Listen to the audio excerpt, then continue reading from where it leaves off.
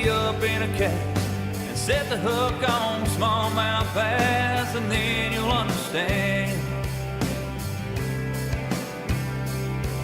Gotta get your hands on a Shimano reel and a G-loop is right. I bet you like what you feel.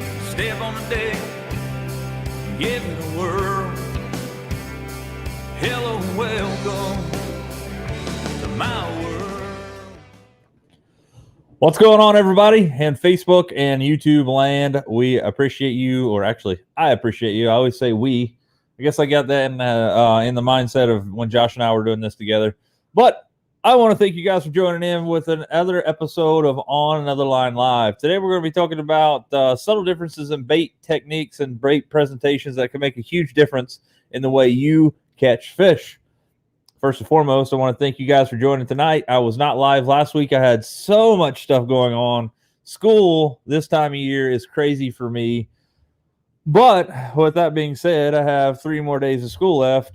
Just finished up putting grades in a minute ago. So I am, other than finishing up what work that's being turned in between now and Friday, am done for the entirety of the school year. So with that being said, let the festivities begin. I'm going to get out and try to absolutely smash some fish this summer, starting next Monday, Memorial Day.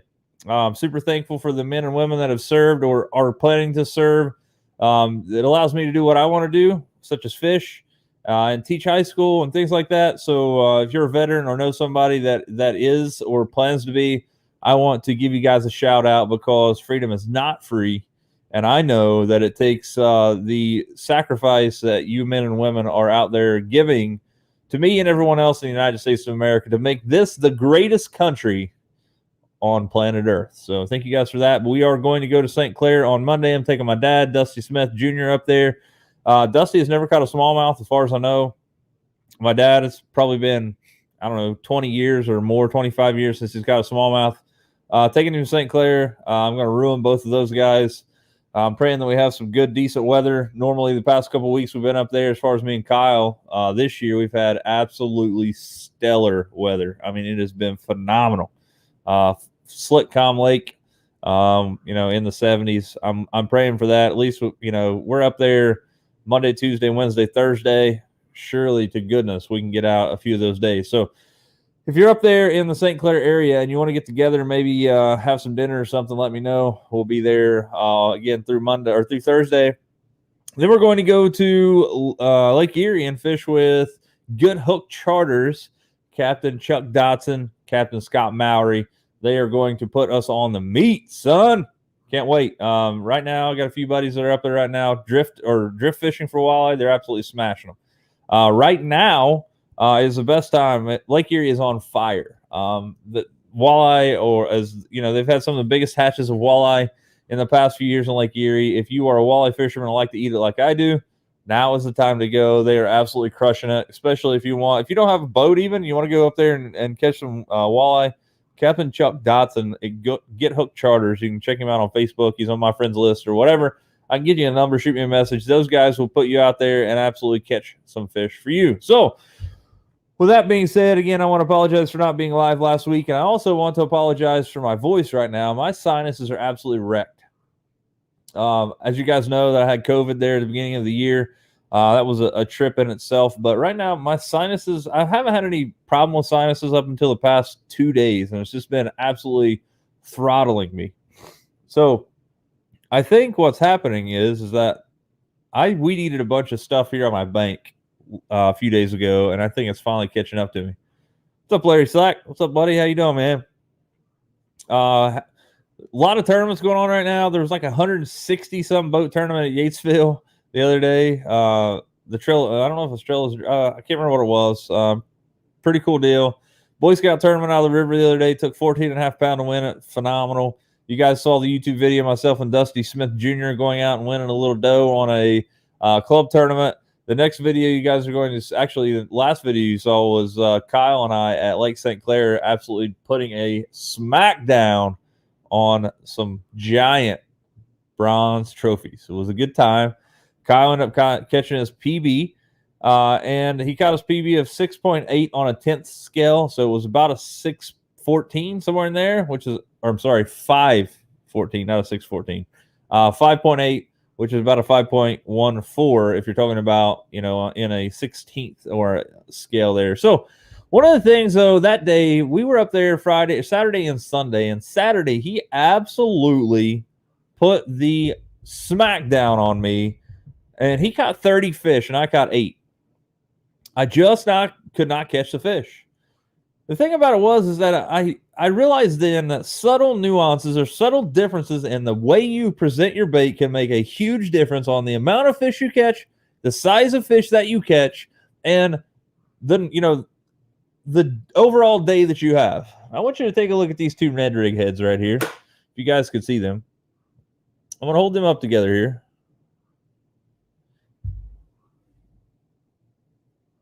Hopefully you guys can see there. A little bit of difference there in those 2. Just a minute amount. Probably a 1/16 of an ounce difference. This is a 1/4 of an ounce, I think, right here. Not sure what this is. 3/16 probably. 1/16 of an ounce difference there.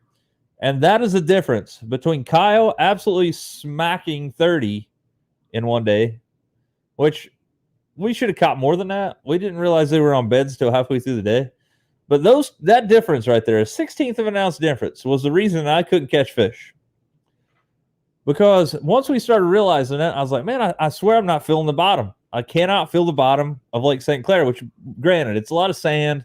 But we were fishing rock piles and things that I could feel it. And I have fishing some of the best rods on the planet. I was using an G Loomis NRX 852S spinning rod, which is one of my absolute favorite rods on the planet, especially for up there. It's my go-to spinning rod for all techniques.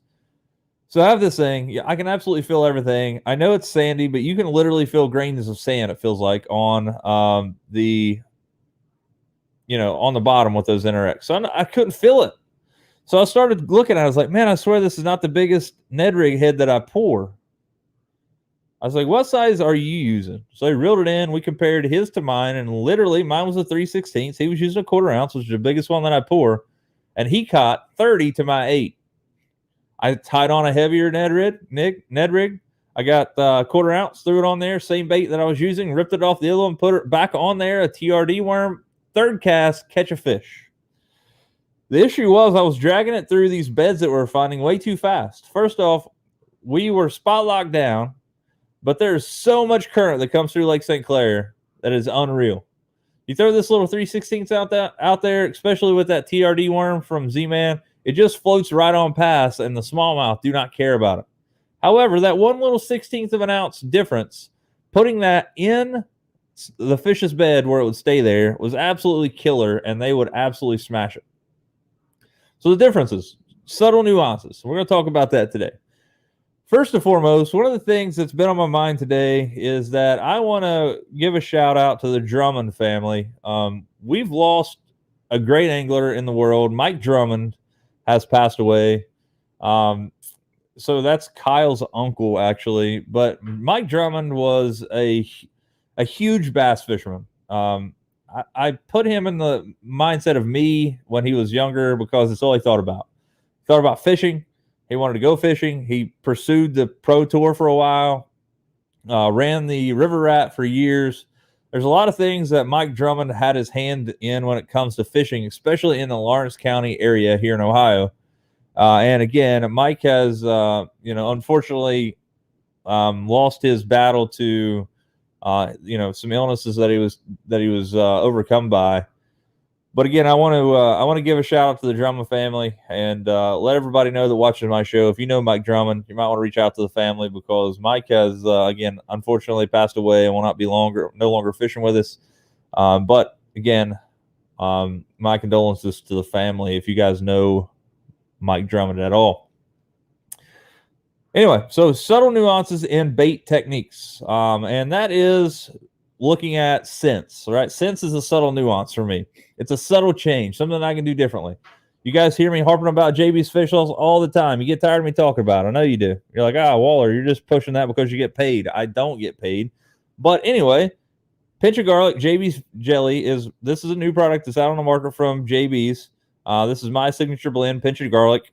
And then, so adding a scent to me is adding that extra little bit of over the top, even if it just settles my nerves down, knowing that I have JBs on there, it allows me to know or believe that I have an upper hand.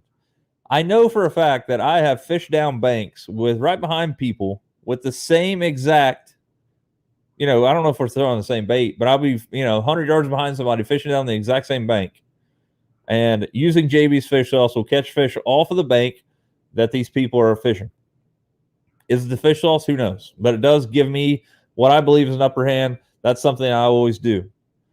Another thing that I feel like that you can do as an angler to have a subtle difference in your bait presentation to cause you to catch more fish is using dyes like Spike It. Spike It is one of my, my go-to deal. I wish Corey and the guys at JB's would come up with a dye that had their scent on them, because I would get rid of Spike It.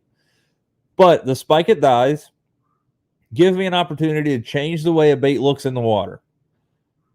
We're at St. Clair this past weekend. I was throwing a pink, it's called a bubblegum TRD, 2 3/4 inch worm. I was throwing the pink one because the water is so clear. It's like 10 foot deep, and you can see all the way to the bottom, and it was super gin clear.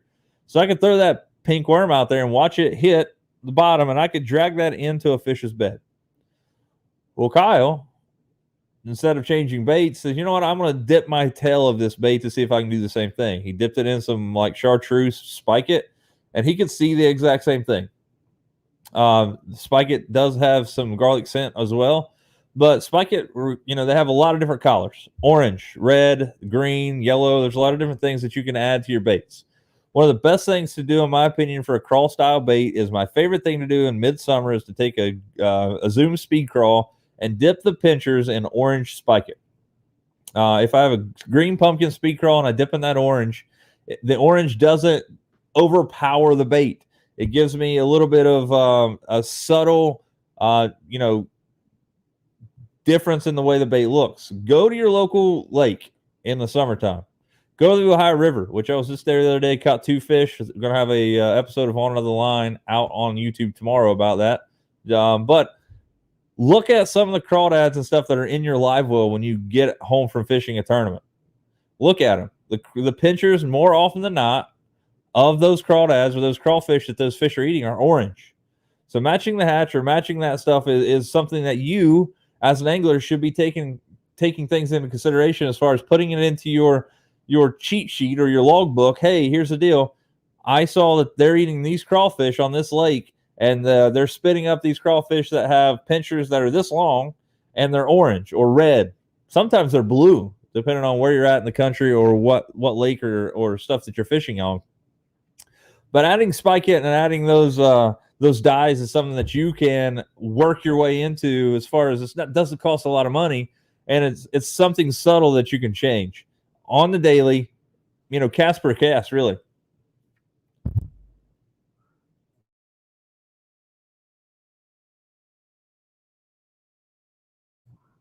All right, sorry about that. Wow, I had to sneeze.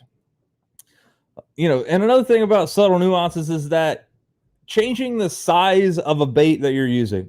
If I find a bait that I like that fish eat, I will buy pretty much every size available.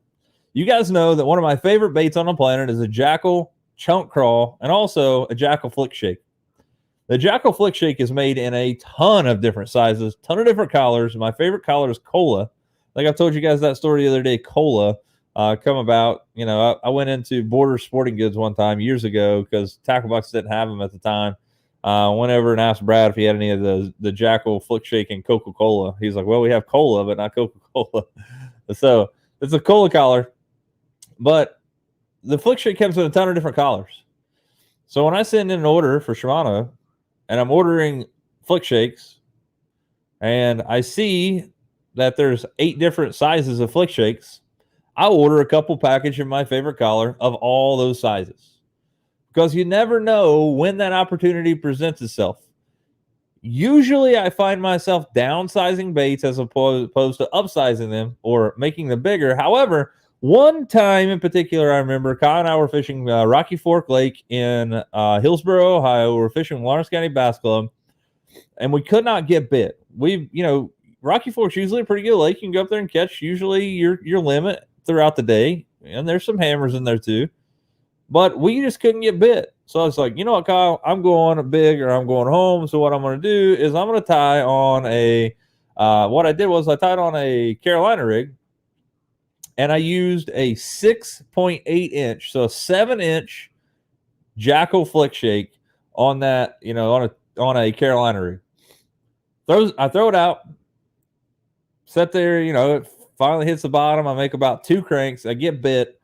I catch 5 fish off of the same point that are keepers to put in a live well. Ended up finishing 3rd in the tournament with 2 hours left to go, just because I chose to use a bigger bait as opposed to a smaller bait. Some of the things that I also do to have some subtle nuances or differences in my bait and presentation is that suspend dots are really cool. Suspend dots are basically lead stickers that will allow you to stick them on different places on different baits to give them more or less buoyancy. So one of my favorite things to do is to take like a DT10 from Rapala, work with my, out if I'm practicing or whatever, take one of those DT10s and stick a couple of those suspend dots on there. So when I reel it down, it just barely rises to the surface. Because you guys know the DT10 is a balsa bait. So if you throw it out there and you reel it, it's going to go down to its deepest point, and as soon as you stop reeling, it's going to go right back up to the surface. It's going to it's buoyant, it's going to float to the top, and then it's going to stay there. With those suspend dots, if you take your time and you work with it and figure out how many you need, you can throw it out, you can reel it down, and when you reel it down, it'll get to its deepest point, and actually will go a little deeper now because you have those suspend dots on there. When it goes down, as soon as you stop reeling it, it almost acts like a jerk bait. So it comes here and then it'll very slowly rise to the top. So it gives you a presentation that fish don't really see. It's kind of like an erratic action, like a jerk bait, but you can fish these things a lot deeper. Like, for example, you could take a Strike King 6XD, which is running in the 15 to 18 foot range, put a couple of those suspend dots on there. That puts it now into the probably 18 to 20 foot range, and it will probably, more often than not, suspend before it will, it creates a suspending pattern that will rise to the top a little more. Hey, Dennis, man, I got a bunch at my house. I just got resupplied. Get with me in the next few days, and I'll sell you some what I got, and I'll just reorder mine. I got jelly, which you're not going to be able to see, some sprays of pinch of garlic and garlic. So get with me, have Tyler get a hold of me or whatever, we'll get you hooked up. But those suspend dots are really, really big in my arsenal, especially if I'm fishing real deep fish and I want to, and they're lethargic, and I don't want to fish finesse. That gives me a way to, drive my bait down, stop, allow that thing to gradually move up, and then when I start reeling again, it's basically in the same strike zone it was before. So it's one of those things that, that creates a way that it just gives you a different look of the bait that you're throwing. Again, I've said it 100 times. Baits catch more fishermen than they do fish. But there are some really good ones out there as far as things that change your bait and change your opinion or how you present a bait. The next thing that's different for me that changes the way I present a bait is that I use a bobber stop on a Texas rig and I peg the sinker to the hook. And the reason I've said that before a lot of different ways is I'm going to show you guys a little deal here. Let's just pretend that this Ned rig is, the hook that you're using for your Texas rig. Obviously, it's not a Texas rig hook, but let's just say that this is a stick. And it's weedless, so if you have your if you don't have your weight pegged, what's going to happen is that this weight, it's going to actually fall down the line, causing this really steep angle. And then what happens is when you pick that line up, it's got to pick this weight up off the bottom, which is going to put pressure on this hook point, which is buried, exposed into your worm. But 9 times out of 10, it's going to cause you to get snagged up. However, if you have the weight here and there's no way that thing can fall, it's going to just pull that bait over the stick with it, and you're not going to get hung up as much. There are some negatives for pegging your weights on your Texas rig. The negative is that if the fish are really finessey and they're really lethargic and they're not biting really well, as soon as they grab that, if they feel the weight and they feel that kind of resistance, a lot of times they'll get rid of it. So that's why I think the fish sauce and the scents have a common place there, because fish actually have something that they can taste. Again, JB's fish sauce is made from real crude fish oils, and they'll actually hold on to the bait a little longer. And putting a bobber stop on your sinker, and I don't know. Let me see here. I'm gonna see if I can find the ones I bought.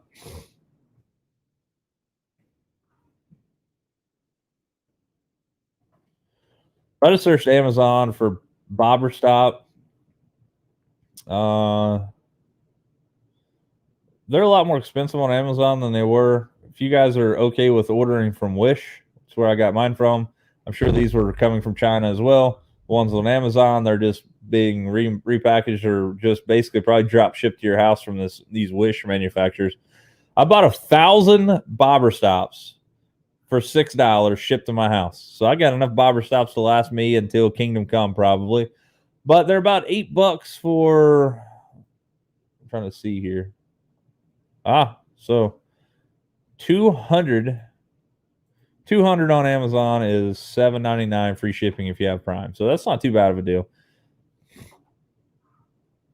Not too bad of a deal at all. And if I were going to say one of the subtle differences about baits that will cause you to have a lot more success in the water is buzzbaits. We're getting into that area right now where the buzzbait is becoming to be a major player in all areas of the world or the United States right now. The water's getting warm. Fish are hitting top water. We caught a couple on the river the other day. 67-degree water temperature when I was out there, 68 this past week. Fish are coming up, hitting top water. Buzzbait is an absolute awesome, it's an awesome bait to throw. But one of the things that I do is create a squeak out of my buzzbait. And I know you guys maybe have done this before, maybe not. First off, I go to the tackle box and buy the buzzbaits that they have there, because again, you guys, I keep harping on it, but you guys, if you're not in my area, you don't have a clue. Greg Drow makes some of the best spinnerbaits and buzzbaits on the planet from Tackle Box in South Point, Ohio. So I go up there and buy those things, and he has some called little squeaks that are smaller versions of them. They're like quarter-ounce buzzbaits. 3/8 is my favorite size buzzbait. But the 3/8 buzzbait, it does squeak sometimes coming out of the pack, or not out of the package, but out of the store at the tackle box. And that's due to light line and a light wire, and a lot of different things. But I don't know if you guys have ever seen anybody do this, or maybe you've done this before in the past. But what I usually do is I take a buzzbait and a paper or a clothespin, and I will clothespin my buzzbait onto my antenna of my truck when I'm driving to the lake. What's up, Mark? Hey, buddy. Thanks for joining us. Appreciate you coming in. So I will have that buzzbait attached to my car antenna or my truck antenna on the way to the lake. And what that does, that causes the blade to work its way against the rivet that's at the back of that base of the buzzbait and basically wear that thing out. And it causes that thing to squeak. And that's like a little known secret that I had a guy 25 years ago show me, because I was pulling into a lake with somebody that I was fishing with, and I saw this guy have like 6 buzzbaits on his car antenna. And of course, me being gullible, I was like, "Hey man, what are you doing? What's that for? Is that like a decoration? It's pretty cool." He's like, "No." He's like, I create a different sound with my buzzbaits by letting the wind hit them all the way to the lake. There's too much. If you leave that thing on there for a week and go throw it, it's gonna eat that little rivet thing away, and you're not gonna have a buzzbait anymore. I find driving from my house to the lake with that is there. Corey, take the skirt off, put a plastic frog on it. Yeah, so I've done that. I also bought a bait that I'm not a huge fan of. Mollix makes it. Mollix makes this.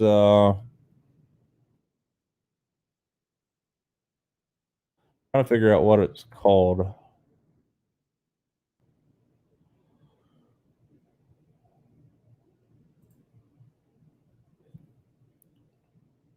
But it's a buzzbait of sorts. It looks just like a buzzbait, but I'm kind of drawing a blank here, trying to find it.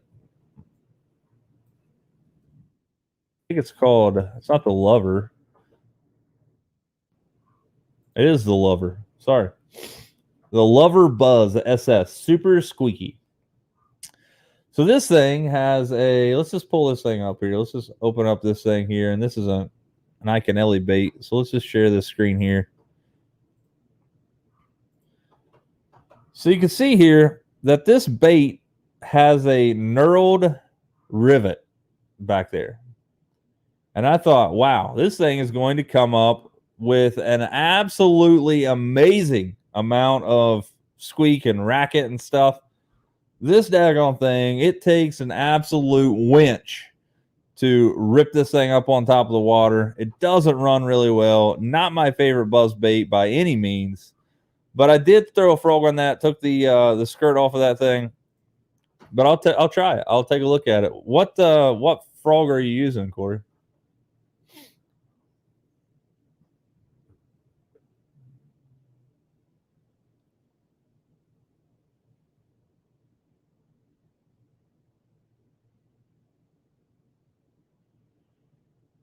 Sorry, guys. I'm trying to share the video out here.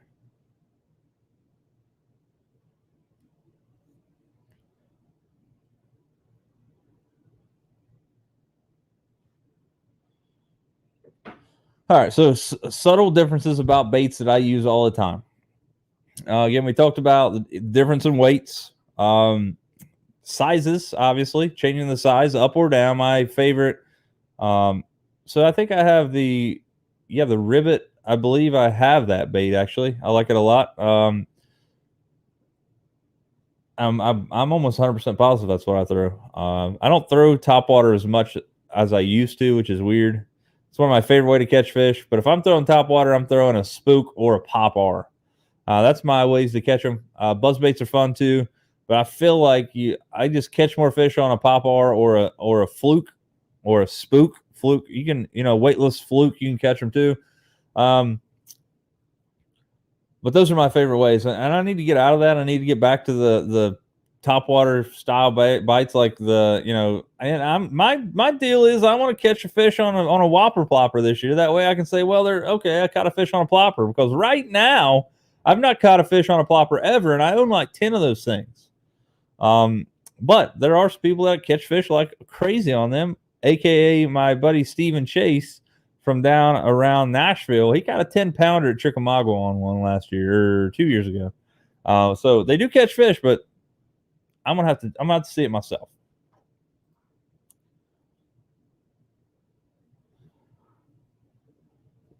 One of the things that I've done in the past, as far as changing the way baits work for me, is that if you've ever fished any kind of creature style bait, like a KVD perfect plastic rodent, or a reaction innovation sweet beaver, or something like that, and it's creature style bait, is those appendages they're stuck together from the factory usually, and you have to peel them apart. I've taken those things and peeled them apart, and taking scissors and cut the tails of them up to make it look like a tube tail almost.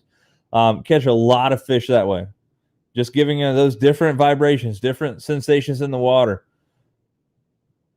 Color, in my opinion, makes a huge difference in certain aspects of fishing, but in other aspects, I don't believe it does.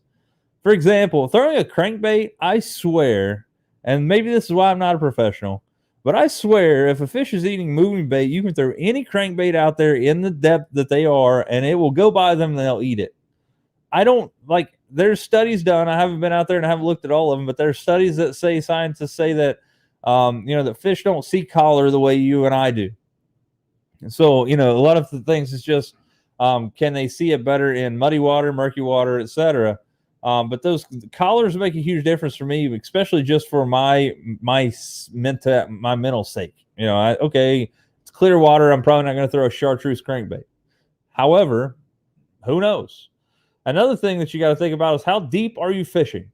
What is the light refraction rate? How deep, how dark does it get? What color is the water? Is it clear?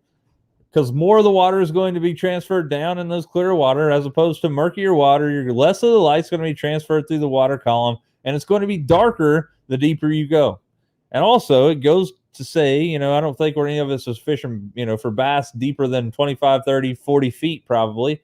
But I've never been 40 feet in a swimming pool or somewhere. But I would say, as a human being, it would probably be pretty dark at 40 feet. You're going to be able to see very little, I would imagine, 40 plus feet. You got to think about that too. So if I'm throwing, 40 feet deep, and I might throw something a little more vibrant colors than I would before. Just subtle nuances that allow me to catch fish a little differently. Another thing is changing the line size that I fish on a daily basis, given the fish's mentality, the fish's what they show me, what the fish have shown me throughout the day, and what I've done in the past is, what size line am I using?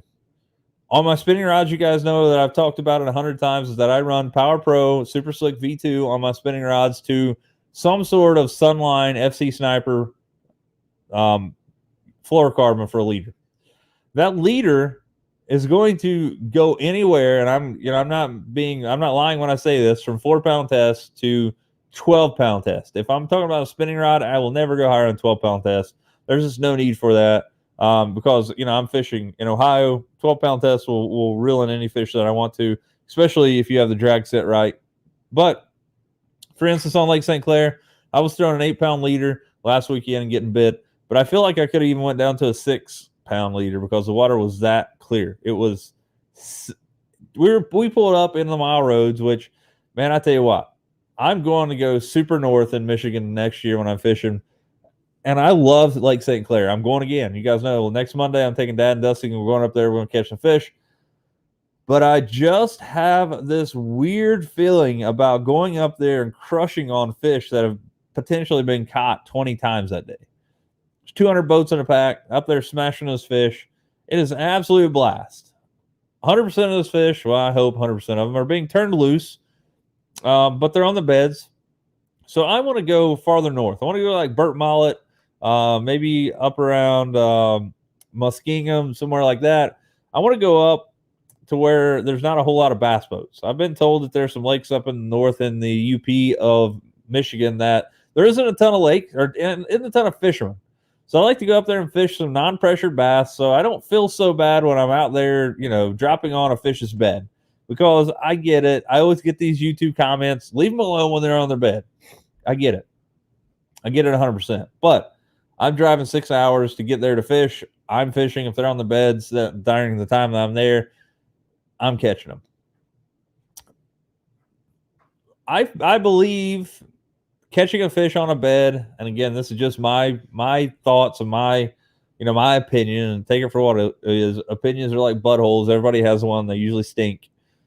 That I feel like that dropping a fish back on their bed is a lot better than hooking a fish, putting it in a live well, taking it away from the bed.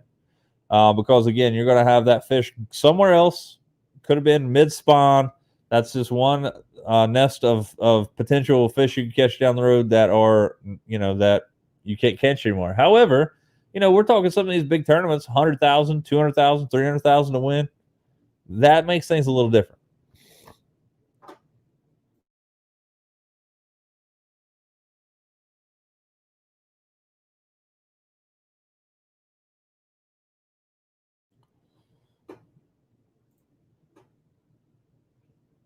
Reading some of the comments here.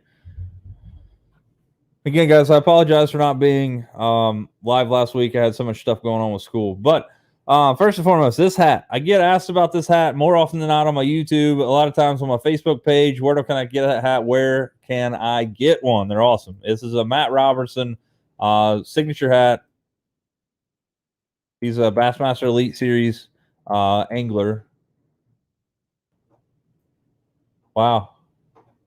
So just looking, I just went to his website. You see here, On Fishing. Autumn hats back ordered until I hope that's surely that's like old.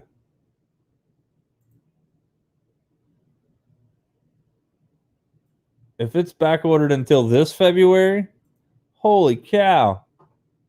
Anyway, this is Matt Robertson's page on OnAnotherFishing.com. You can take a look at it there. Apparently, you can't get one until October or until February. That's crazy. OnAnotherFishing.com. That's where I got this hat from. I'm gonna have to put this baby up and make it pristine again. I can't get another one for till February. Holy crap! It's crazy. Anyway, Matt was on my show a few months ago. Actually, been about a year ago now. Everything was good. Working on getting a few other people on the show that you guys will see other than me, which is good. That'll be coming up soon.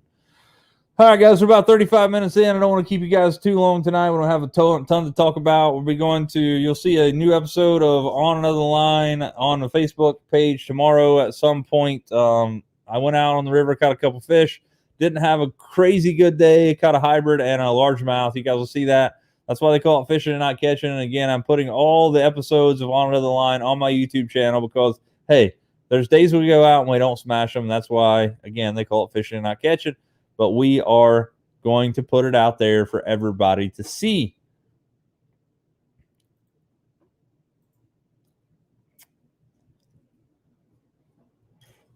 Share this video one more time.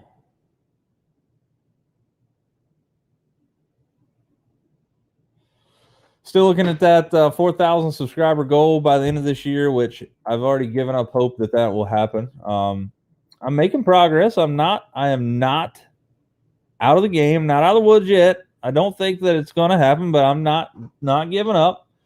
My progress this year has been fairly good. I'm not mad at it at all. Right now, I'm at 92 subscribers in the last 28 days.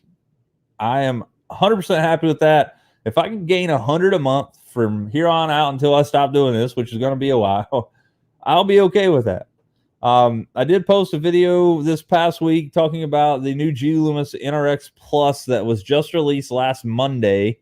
Greg Drown had a 904C MBR that I went and took a look at, and I made a video about it. It's out on YouTube. It's getting some recognition right now, about 1,000 views in the past few days. But that's what 70% of the YouTube channel views that I get are people wanting to know ideas or my opinion or other people's opinions about new high-end rod and reels like the Shimano and G Loomis have. I would do the same thing. I do the exact same thing. If I'm going to use if I'm going to spend a lot of money, I will get online and do a lot of research before I drop that dough. It's just the way it is. But I'm seeing a lot of good stuff there. And again, the Chasing Bronze Trophies video, I was really proud with how that turned out. The edit turned out really well. I had about 7.5 hours into that edit of that video. There's a lot of stuff. St. Clair is awesome. When you catch 72 fish in 2 days, you have to have a whole lot of whole lot of patience because you're gonna have to go through a lot of video catching it. Mark Shan, we got a question. What's your favorite spinning rod under $150? Oh man, $150. Let's see. Let me see what.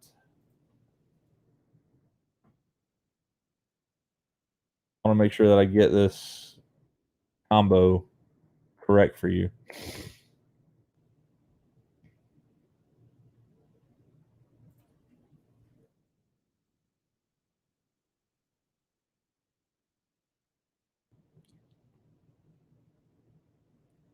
Trying the Symmetry. Shimano Symmetry. They have a rod and reel combo, a Symmetry rod, Symmetry reel. The reel alone used to be $100. Used to be $99. Now they have a Symmetry combo that is, you get the Symmetry rod, Symmetry reel, and they're both together $100. So you get a reel and a rod for $100. Great. It's an excellent value. The Celis that just come out, it's like a baby blue rod. I like it a lot for $100. It's actually $50, $49.99. So that's a $49 rod. Somewhere up in the $100 price range would probably be like a let's see. I'll make sure that I have all of these names correct for you. The SLX rod line are going to be good. That's about $100 price point. There are others. I'm drawing a blank right now.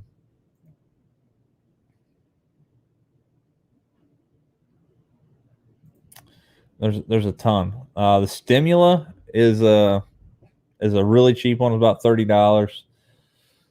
But for that $150 price range, man, my advice to you would be to bank up a little extra money and buy a Shimano Zodius, which is a $199 price point. Even an E6X Loomis is $199 in that price range. Is a little more expensive than more that you want to spend. Plus, you'd have to buy a reel at that point. Those are phenomenal rods for that roughly price range right there. There's also I am drawing an absolute major blank right now.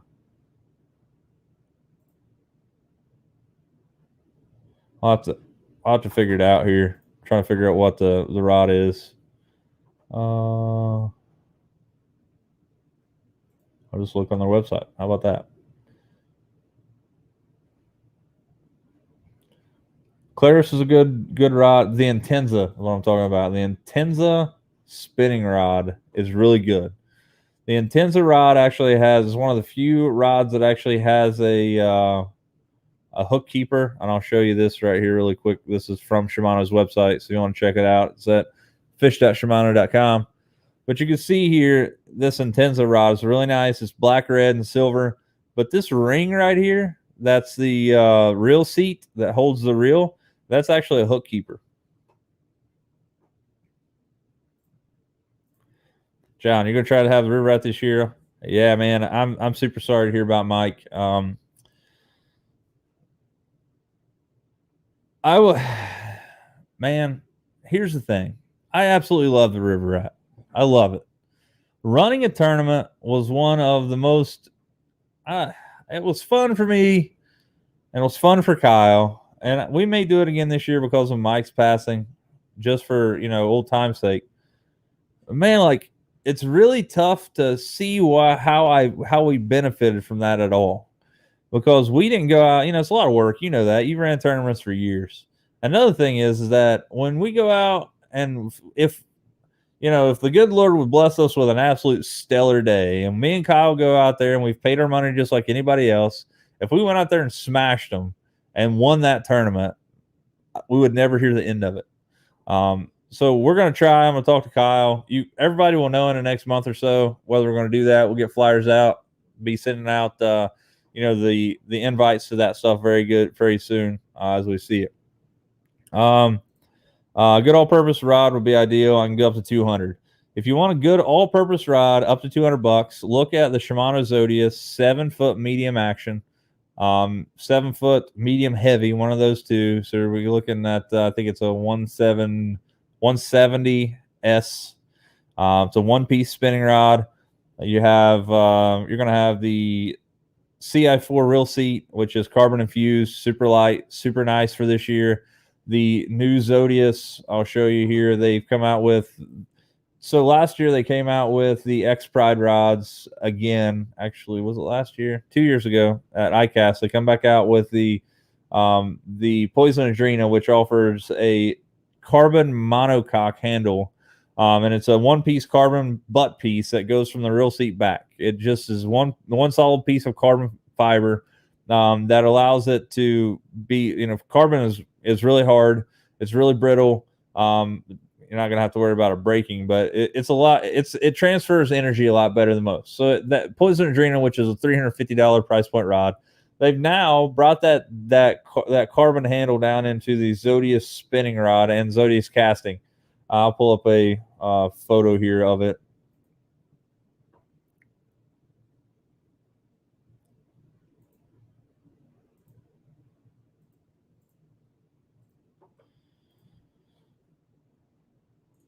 So that's it right there. So this part of the handle here, see if I can zoom in here. Yeah, there we go. So this part of the handle right here is carbon.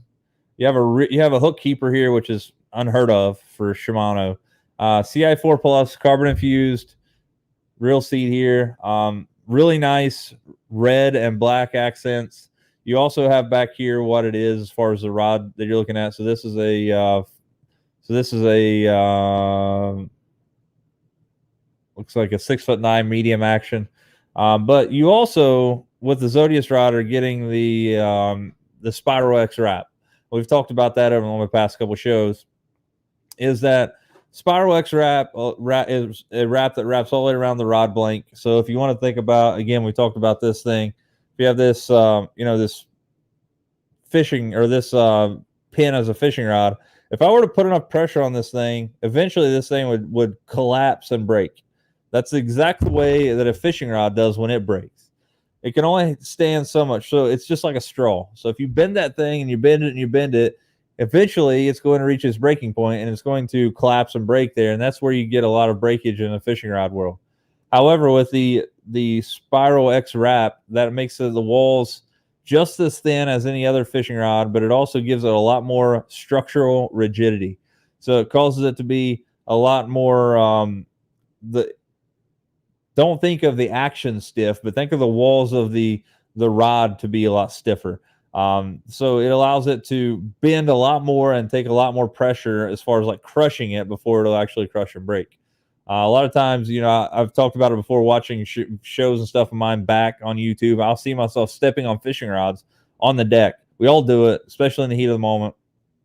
And that helps with that. It also allows for, if you're casting, what happens is that the blank of your rod, no matter if it's spinning or casting, will actually cause that thing to twist. The whole thing will twist around itself. And if you're doing that and the blank will twist far enough, what you're doing is creating a spiral pattern with the guides of your rod. And if you think about that, if it's spiraling around the blank of the rod, every side of those guides that are touching your line are causing you not to cast as far and it's causing friction on your line, which can cause you to cast lures off. With the Spiral X wrap on the Zodius, X Pride, Poison Adrena, it's now on the NRX Plus. You get that on the Conquest rods from Loomis, but it gives you that much of an advantage. It gives it a lot more strength, a lot more durability. Doesn't add any more weight. It's not going to be. It's actually some of the lightest weight rod you ever fish in your life. So I hope that helps you out. All right, guys, we're at that 47-minute mark. Right now, we are going to call it a day. We're going to wrap it up. Next week, I'm going to try to we'll have to do a live show from my hotel room. I'll be in St. Clair.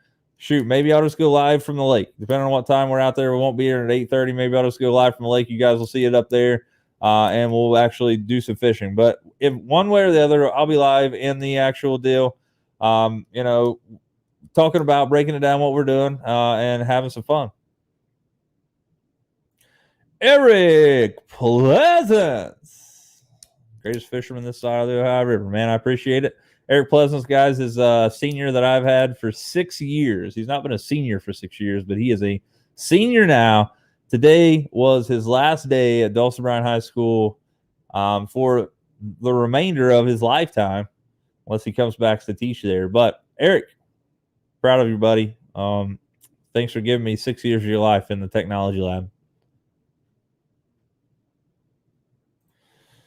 Man, I hope so. I'd like to catch a 6-pounder. Right now, my biggest is 5.4, which is about a 5.5, 5.6 on a 16th. On an actual scale for pounds. But I'm hoping, man. I hope I can go up there and we can crush them. But you guys will see. Sure, we're going to catch them.